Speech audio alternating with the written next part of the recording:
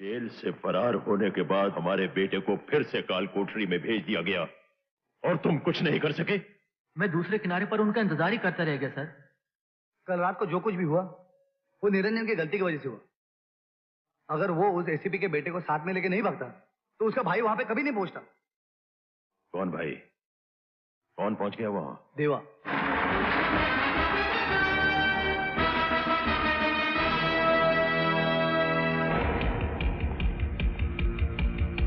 ठहरो।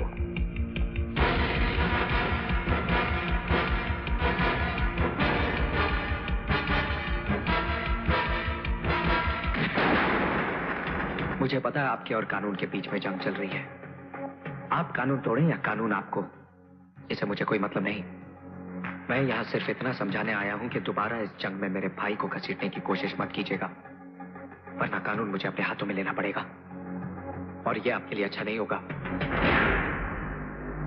छोटा मुंह और बहुत बड़ी बात कह गए तुम। ये धमकी देने से पहले अपनी औकात और हमारी हैसियत तो देखी होती। ड्यूटी का हाथी को धमकाना अच्छा नहीं लगता बरखुरदार। छोटी होती तो बहुत छोटी है शोभराज साहब, लेकिन अगर हाथी के कानों तक पहुंच जाए तो उसकी मौत का कारण बन जाती है।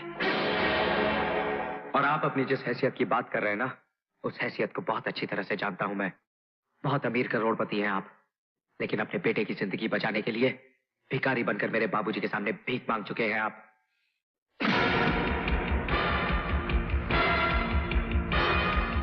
सुना है ये हाथ मेरे बाबूजी के गिरेबान तक भी पहुंच चुके हैं। 10-15 मिनट लोहे के वजन उठाकर कसरत कर लेने से ये मत समझिए कि आप बहुत मजबूत हो गए हैं। मैं हर दिन 15 घंटे पिछले 15 सालों से सिर्फ लोहे का काम कर रहा हूँ, और लोहे से जब शीशा टकराता है तो उसके इतने टुकड़े हो जाते हैं कि गिनना मुश्किल हो जाता है। अंग्रेजी में एक कहावत है, एंगर। किसी और को सुनाना, मैं सिर्फ एक जुबान समझता हूँ, हिंदुस्तानी, और उसमें एक कहावत है, 100 सुनार की और 1 लोहार की। मेरा भाई मेरी माँ के जीने का सहारा है और अपनी माँ को उसकी जिंदगी लौटाने का वादा किया है मैंने। उसकी जिंदगी छीनने की कोशिश करने वाले की सांसें उसके ही सीने में दफन कर दूंगा मैं, याद रखना।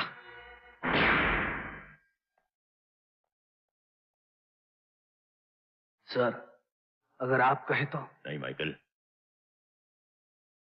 मैं तो समझता था कि इसका बाप ही नाग है, लेकिन ये हरामजादा तो कोबरा निकला। दोनों के फन को चलने का कोई दूसरा तरीका सोचना पड़ेगा। क्या कह रहा था वो?